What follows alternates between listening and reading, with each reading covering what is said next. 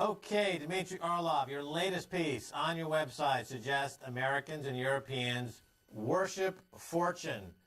How's that working out for them? Well, not very well.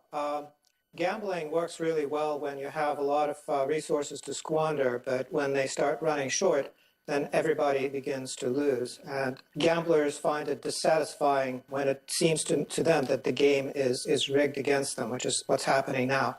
They don't know what else to do, though. If you look at what people are doing with their retirement savings, for instance, they're still gambling, and they're not going to stop until they run out of money or until their mindset changes, and I'm not even sure which will happen first. Okay, now, Dmitry, in your essay, Collapse Gap, you compare the collapse of the Soviet Union and the collapse of the United States. You make some comparisons there that they both overspended on military hardware, but there's a gap between the collapse that the U.S. is now collapsing as the Soviet Union has already collapsed. But in the U.S., of course, the model has been to take on more units of debt to produce a unit of GDP. So 20 years ago, they took on 1 unit of debt to create 2 units of GDP. Now they have to take on 5 or 6 units of debt to create the same GDP. In the Soviet Union, however, it wasn't debt-fueled per se, was it? Or is that not a fair statement? Well, at the very end, it really hinged on the ability to borrow from the West. In the last stages, when the Soviet system was basically in agony, Gorbachev was trying to get Helmut Kohl to intercede with the Americans to get some money from the Americans to keep the Kremlin running. It was down to that. Okay, so can we make a comparison then with the United States is begging China for credit to keep its empire going? I think that it's going to be a much bigger crack-up in case of the United States, where the entire system fails, whereas the Soviet Union was really looking at the global financial system was in one corner. It may be similar in a sense, though, because at some point the United States will lose access to imports, will be unable to finance imports, and that will be quite similar to what happened to the Soviet Union. Now, again, with the Soviet Union and U.S. comparison, you mentioned the word gulag, and you immediately think of Stalinism or Soviet Union and Russian gulags. But in fact, the United States now has the biggest prison population in the world. And combine that with the presence of food stamps instead of real jobs, and you end up with a bit of a gulag there, probably the biggest in the history of the world. Is this also part of the collapse gap, is the proliferation, if you will, of this gulag mentality? Well, I think that the American government right now is very paranoid and becoming more paranoid every day. So, and it dovetails very nicely into their penchant for spending as much money on security as possible. So it's a self-perpetuating, self-feeding thing. But it's a surveillance state. It's a police society. It is rather ineffectual in a lot of ways, squanders a lot of resources on nothing. It's becoming more invasive every day. A lot of people are talking about leaving, whether they're leaving or not, I'm not sure. But a lot of people are thinking that this is going in the wrong direction and don't want to have much to do with it. Now, in the U.S., of course, there's the Occupy Wall Street movement. There's a growing protest movement. There's bushfires and protests all across the country for different reasons. You had almost a coup d'etat in the state of Wisconsin after a Republican governor threw that election. So is this going to lead to significant reform? I mean, in the Soviet Union, of course, you had the fall of the Berlin Wall in 1989. You had the emergence of the Russian Federation to take the place of the Soviet Union.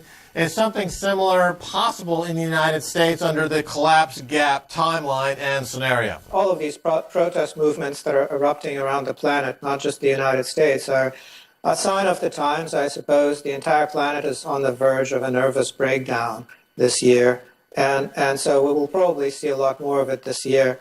Now, in terms of what it will result in terms of positive political change, I'm not so sure. It's very hard to see how the situation in the United States will devolve. You see, the Soviet Union was made up of various republics, various countries that went their separate ways, had their own histories, and once they were free of the Soviet Union, they forged a new future for themselves as separate nations. The United States is basically a bunch of little mini-me states. Each state is a miniature replica of Washington in terms of its legal structures, in terms of its governance. So if Washington can't govern, then what is to say that the states can do any better on their own? So the crack up here would have to go much further than it did in the Soviet Union, where it's not even clear what kind of political structure would be left to pick up the pieces. Right. In your essay, Collapse Gap, you make the analogy that the Soviet Union effectively fell out of a one-story building, whereas the U.S. is falling out of a 20-story building, given the fact that you still had basic infrastructure of the state was still working. People could get around, and there was still energy and food to some degree. Whereas in the U.S., you have these exurbs, and you have these people, as we saw during the oil spike to 147 back a couple of years ago, people who were stranded in the exurbs were actually incapable of making contact with the outside world and were suffering real extreme stress, which would be unique then to the U.S. collapse. Now, one of the things we saw in the collapse of the Soviet Union, the post-collapse, was the rise of the oligarchy under Yeltsin, and this oligarchy is still very much, doing powerful things. In the U.S., it seems as though there's an emergence of an oligarchy as well. I'm thinking of, for example, Facebook going public. Here you have a 27-year-old kid, Mark Zuckerberg, worth $30 billion. He's a bit of a test tube oligarch, sprung from the loins of the technocrats.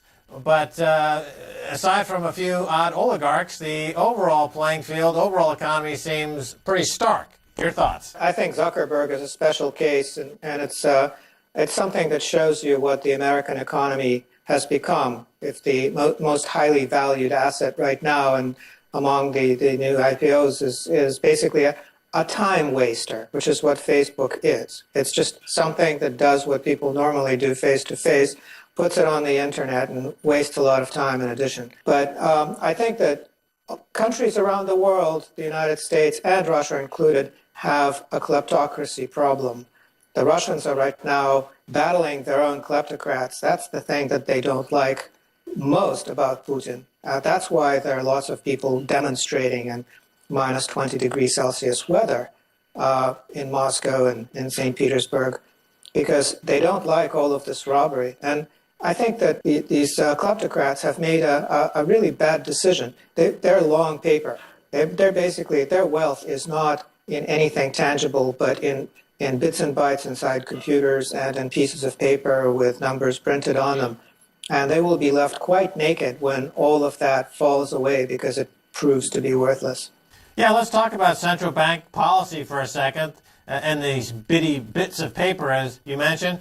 The Fed, the ECB, the Bank of England, they seem all to be going down the same path towards ZIRP, zero interest rate policies, under the chance that somehow this is going to ignite some GDP growth or inflation at some point, even though what they're really doing is they're adding more debt onto the debt pile and hoping that somehow this reduces the debt pile. Can you speak about this a little bit? Well, yes, I don't think that it will kickstart growth or anything of the sort, but what it will do is, instead of a phased collapse where we have a financial collapse and banks go bankrupt, then later on we have a commercial collapse where there's a shortage of imports and economic slowdown and depression, and then we have a political collapse because the governments can no longer pay for their extravagant needs, and so simpler more local political structures evolve.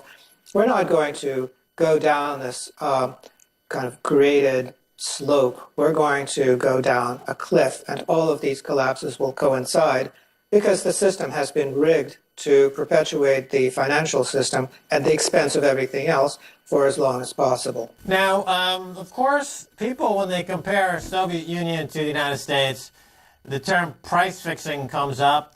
In the Soviet Union, the price of cars or what have you was fixed, and this was controlled by the state, and this was supposed to create some egalitarian industrial harmony. But we know that doesn't work.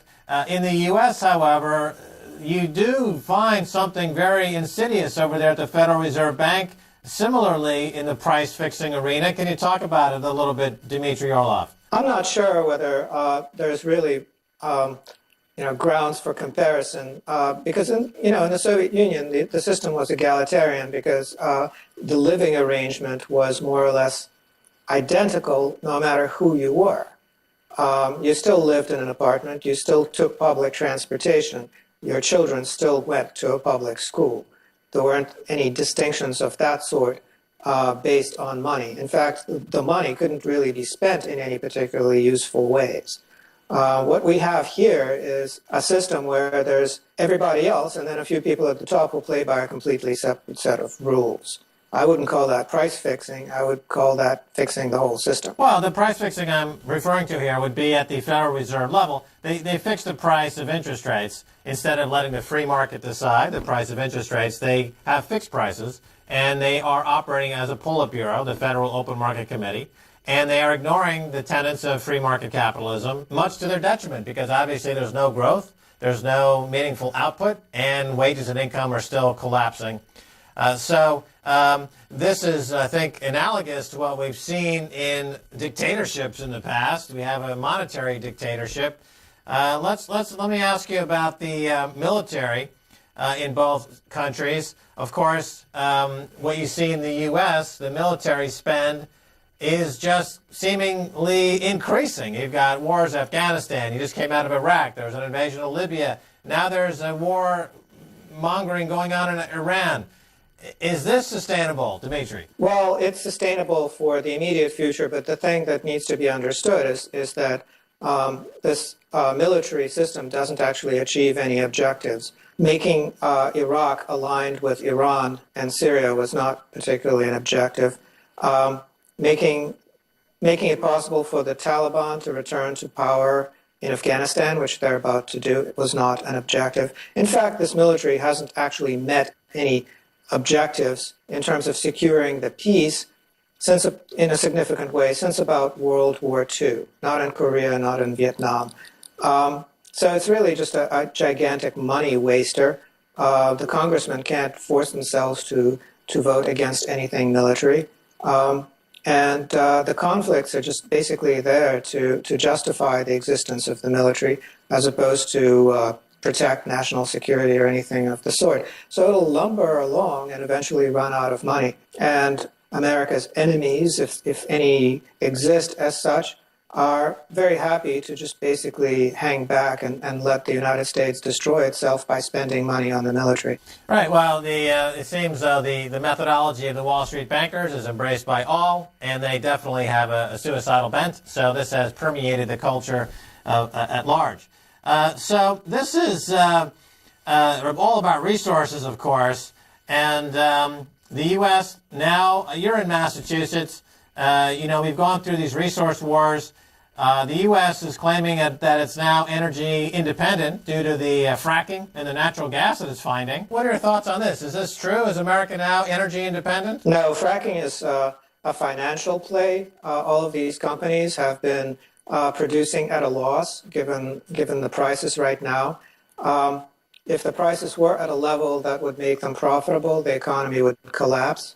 And furthermore, the reserves, the Marcellus Shale reserves, have been steadily downgraded because the initial assessments were ridiculously inflated. I think that the production is spiking right now, and it's a financial play, and then it's going to crash, and that'll be it. Now, again, you're in Massachusetts. How does presumably you're speaking and writing on these subjects. How does it play your overall theme in Massachusetts for audiences there? What's been the reaction? Actually, people in Massachusetts are really busy doing all sorts of things because Massachusetts is the prosperous part of the United States, one of the few islands of prosperity. The United States as a whole has been steadily slipping along many categories, but Massachusetts is very much a first world island in this morass of decay. So people here are really too absorbed, too involved in what they're doing. to pay attention to me. Let me cut in here for a second. So if you are saying that they're very absorbed in what they're doing, do they notice this creeping surveillance state, domestically across the U.S. and